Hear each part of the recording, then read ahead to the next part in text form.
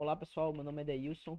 Hoje vamos falar um pouquinho aqui sobre sistemas de RAID, né, que é um subtópico de discos rígidos e em particular que é também um subtópico de dispositivos de armazenamento lá no livro do Mazieiro, para quem quiser dar uma conferida com mais riqueza de detalhes, tá?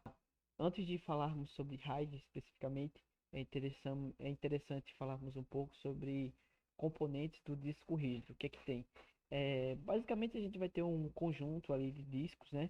E para poder organizar informações, vamos quebrar em blocos. Os blocos vão ser basicamente interseção entre os setores e as trilhas. A gente pode ter centenas desses em uma face de disco. E também vamos ter ali as cabeças, que é responsável por fazer a leitura dos dados que estão armazenados dentro de determinado bloco. Claramente, a limitação desse sistema vai ser justamente ali o número de leituras que uma cabeça consegue fazer por segundo, né? Temos limitações aí claras de hardware, não dá para aumentar exponencialmente isso daí, como aconteceu, por exemplo, durante o tempo, o lei de Moore. Também é interessante ter uma ideia, né, sobre gerenciamento de acesso, né? Alguns algoritmos bem comuns que eu listei são chamados também de algoritmos de elevador, né? Dado uma demanda, eles vão lá tentar resolver e vão ver como é que fazem para gerenciar as demais demandas. Podemos entender demandas como o número do bloco específico e desejamos fazer a leitura. Imagine que temos um array onde cada item vai ser o número do bloco específico que desejamos acessar e qual seria a forma de acessar todos os caras percorrendo a menor distância possível. Então esses algoritmos eles vêm aí, em particular o primeiro é o Fist, Fist Come, Fist Servant, que é basicamente uma fila, né, que entra primeiro, ele é coletado primeiro e assim sucessivamente. A desvantagem desse algoritmo, por exemplo, é que não necessariamente, né, ele vai percorrer ali o menor caminho, né? No geral, dificilmente ele vai percorrer o menor caminho. E outros algoritmos vieram para resolver esse problema, aí eles trazem novos problemas, outros algoritmos vêm, e assim sucessivamente, né? Atualmente, em particular, nenhum desses é utilizado, é mais para ter uma ideia, teoria, né?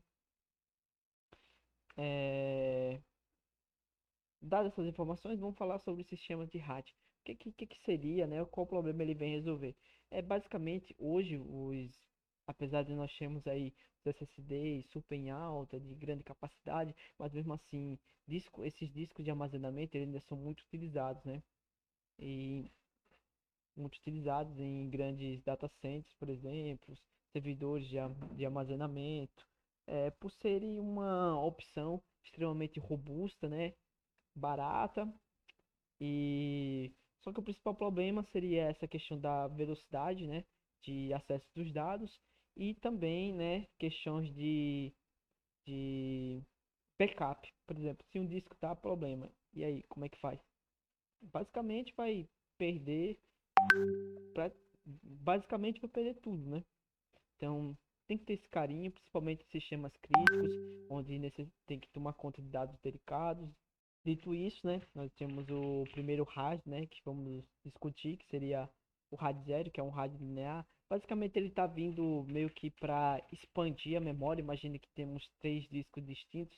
Como é que a gente pode fazer para conseguir utilizar de forma fácil todo esse espaço, gerenciar todo o espaço, a gente pode simplesmente criar meio que um disco lógico que vai concatenar, né, podemos quebrar os discos em blocos, como já falamos aí, e vamos concatenar tudo isso só em um disco maior, que é somente lógico, tá?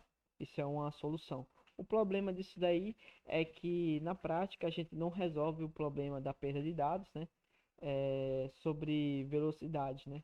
A gente vai ter uma velocidade maior de escrita, né? Podemos escrever em três discos distintos, né? Teremos três leitores, por assim se dizer.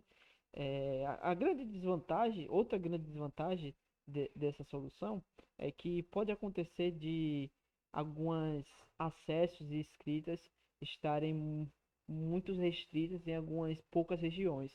E isso pode acabar meio que sobrecarregando aquele disco particular e podendo levar ele a um possível defeito, né? algum corrompimento de seus dados. E ele não tem nenhuma redundância ali, nenhum tipo de backup. Então, se der pau, já era. Uma variante do RAID 0 seria esse chamado também de stripping, que ele vem basicamente para tentar resolver esse problema de ter dados em um único disco, que são acessados de forma frequente. Então, meio que ele tenta comutar dois blocos de um disco, dois blocos de outros e assim sucessivamente. Mas também não tem backup, não resolve esse problema. E em questões de performance é análogo à solução anterior, né? Escrita e leitura. O RAD 1 ele é interessante, né?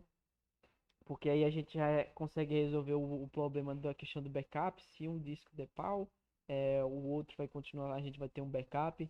O ponto crítico é que na hora de fazer a escrita dos dados, a gente vai ter que escrever em dois discos distintos, que basicamente dobra o tempo de escrita, que não é interessante, mas resolve aí inicialmente o problema do backup.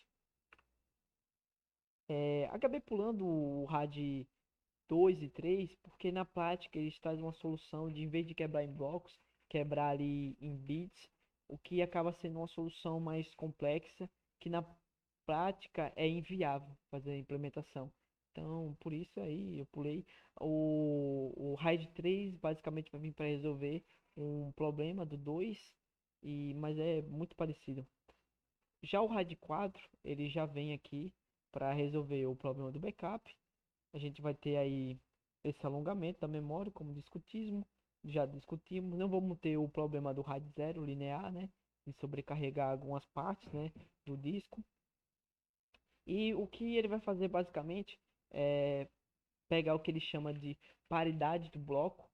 Ele vai concatenar a paridade do bloco 1, 2 e 3, por exemplo, e salvar essa paridade no terceiro disco, né? Supondo que a gente está começando disco 0, 1, 2, 3, e salva isso em um único bloco e faz isso de forma sucessiva. Caso como a gente está centralizando aqui os dados de paridades em um único disco, ele meio que se torna um gargalo, né? Porque só vai ter ele para estar acessando esses dados de paridade, né?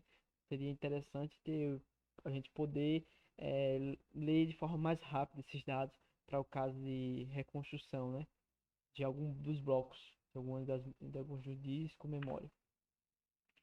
Então, para resolver esse problema, a gente tem o RAID 5.